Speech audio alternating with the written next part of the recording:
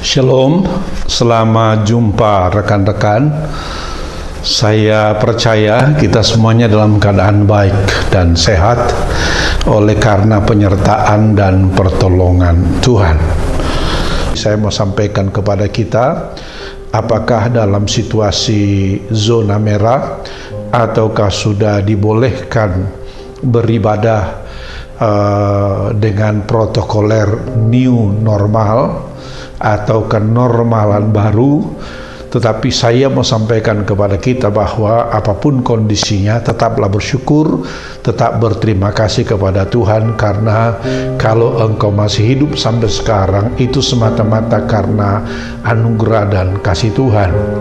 Karena kalau kita perhatikan teman-teman kita, telah banyak sekali teman-teman kita yang mendahului kita oleh karena COVID ini, rekan-rekan. Memang kita semua tahu bahwa mati hidupnya manusia itu ada di tangan Tuhan, tetapi alangkah baiknya kita tetap berjaga-jaga dan waspada, serta mengikuti protokoler pemerintah yang telah ditetapkan kepada kita. Antara lain, kalau kita keluar rumah maka kita harus menggunakan masker sehingga kita tidak terpapar oleh virus ini. Kalau kita mau masuk ke dalam ruangan atau di luar rumah, harus sering-sering cuci tangan menggunakan sabun dengan air yang mengalir, juga harus menjaga jarak dan berbagai protokoler lainnya, rekan-rekan sekalian. Jadi protokoler ini akan melindungi dirimu, melindungi diriku, dan melindungi diri kita sekalian. Saya kira ini yang harus kita fahami dan kita praktekkan, rekan-rekan.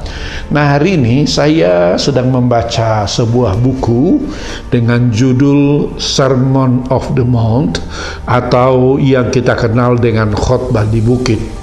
Rekan-rekan sekalian, khotbah di bukit yang disampaikan oleh Yesus itu adalah hal-hal yang sangat fundamental yang mengatur tata laku dan kehidupan kita sebagai orang-orang percaya, sehingga hidupmu, hidupku, dan hidup kita betul-betul sesuai dengan kehendak Tuhan.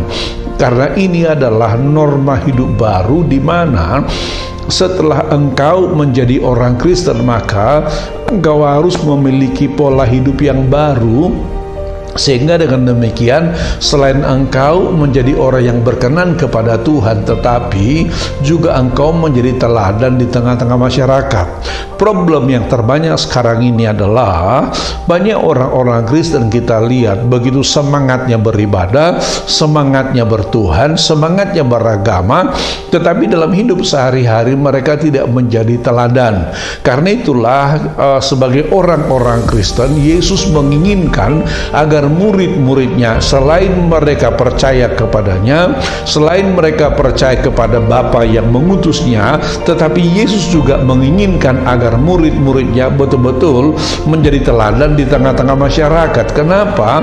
Karena kita tidak hanya ada untuk diri kita, dan kita tidak hanya ada agar kita diselamatkan dan masuk surga, tetapi Tuhan juga mau agar melalui engkau, melalui saya, dan melalui kita, orang-orang lain juga dimenangkan bagi Tuhan melalui tentu pertama kesaksian kita, pemberitaan Injil kita, tetapi lebih daripada itu, rekan-rekan, melalui keteladanan hidup kita di tengah-tengah masyarakat, di tengah-tengah dunia di mana kita berada. Karena itu saya mau sampaikan kepada kita, dimanapun engkau berada, engkau sebagai karyawan, engkau harus menjadi teladan di tengah-tengah perusahaan di mana engkau bekerja itu.